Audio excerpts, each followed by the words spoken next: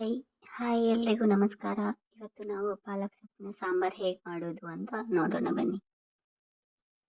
ತೊಳೆದು ಕಟ್ ಮಾಡಿ ಇಟ್ಟಿರುವಂಥ ಪಾಲಕ್ನ ಕುಕ್ಕರ್ಗೆ ಹಾಕೋತಾ ಇದ್ದೀನಿ. 2ರಿಂದ 3 ಈರುಳ್ಳಿ, ಹಾಗೆ ಒಂದು ದೊಡ್ಡ ಸೈಜ್ ಟೊಮೆಟೊ. ಈಗ ಇದಕ್ಕೆ ನಾನು ತೊಗರಿಬೇಳೆ ಆ್ಯಡ್ ಮಾಡ್ಕೋತಾ ಇದ್ದೀನಿ. ಈಗ ಇದಕ್ಕೆ 1 ಗ್ಲಾಸ್ ನೀರು ಆ್ಯಡ್ ಮಾಡ್ಕೋತಾ ಇದ್ದೀನಿ. ಆಮೇಲೆ 1 ಟೇಬಲ್ ಸ್ಪೂನ್ ಅರಿಶಿನ, ಸ್ವಲ್ಪ ಉಪ್ಪು ಹಾಕಿ ಚೆನ್ನಾಗಿ ಮಿಕ್ಸ್ ಮಾಡ್ಕೋತಾ ಇದ್ದೀನಿ. ಇವಾಗ ಚೆನ್ನಾಗಿ ಮಿಕ್ಸ್ ಮಾಡ್ಕೊಳ್ಳಿ. ಮಿಕ್ಸ್ ಮಾಡ್ಕೊಂಡ್ಮೇಲೆ ಮಿಕ್ಸ್ ಮಾಡಿಕೊಂಡು ಇವಾಗ 3ರಿಂದ 4 ವಿಷಲು ಕೂಗಿಸ್ಕೊಳ್ಳೋಣ. ಇವಾಗ ಇದಕ್ಕೆ ಮಸಾಲೆ ರೆಡಿ ಮಾಡ್ಕೊಳ್ಳೋಣ. ನಾವು ಒಂದು ಬಾಣಲೆಗೆ 5ರಿಂದ 6 ಕೆಂಪು ಮೆಣಸಿನ್ಕಾಯಿ ಹಾಕೋತಾ ಇದ್ದೀನಿ. ಡ್ರೈ ರೋಸ್ಟ್ ಮಾಡ್ತಾ ಇರೋದ್ರಿಂದ ಎಣ್ಣೆ ಏನು ಹಾಕೋತಾ ಇಲ್ಲ. ಚೆನ್ನಾಗಿ ರೋಸ್ಟ್ ಮಾಡೋಣ ಇದನ್ನ.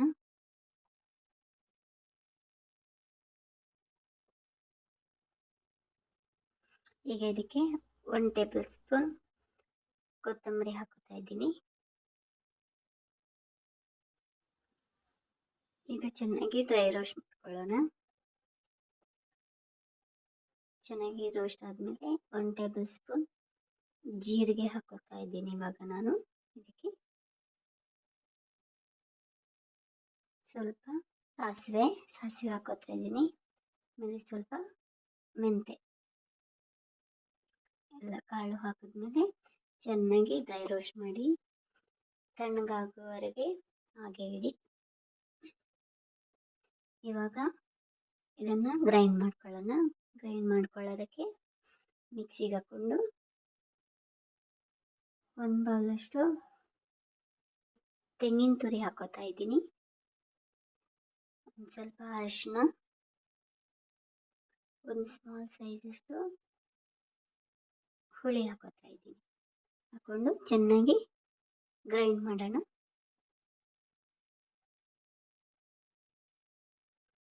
ನೋಡಿ ರೆಡಿಯಾಗಿದೆ. ಈಗ ಬಾಯ್ಲ್ ಆಗಿರೋ ಪಾಲಕ್ ಬೇಳೆನ ಚೆನ್ನಾಗಿ ಸ್ಮ್ಯಾಶ್ ಮಾಡ್ಕೊಳ್ಳೋಣ. ನಾನಿಲ್ಲಿ ಮಿಕ್ಸಿಗೆ ಹಾಕೋತಾ ಇಲ್ಲ, ಜಸ್ಟ್ ಸ್ಮ್ಯಾಶ್ ಮಾಡ್ಕೋತಾ ಇದ್ದೀನಿ ಅಷ್ಟೇ. ಇದಕ್ಕೆ ಮಸಾಲೆನ ಆ್ಯಡ್ ಮಾಡಿ ಚೆನ್ನಾಗಿ ಕುದಿ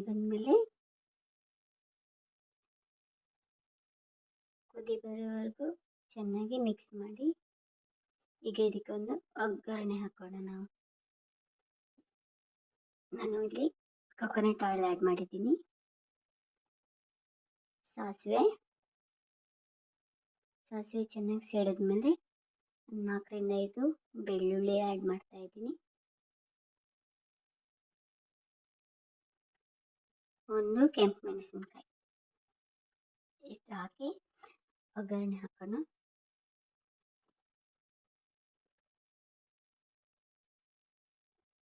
ಈಗ ಸಾಂಬಾರ್ ರೆಡಿಯಾಗಿದೆ.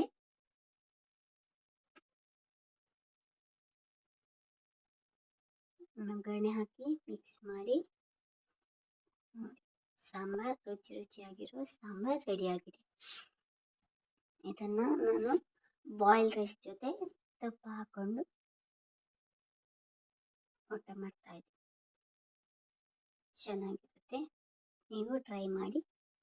Thank you. ವಿಡಿಯೋ ಇಷ್ಟ ಆದರೆ ಲೈಕ್ ಮಾಡಿ, ಶೇರ್ ಮಾಡಿ.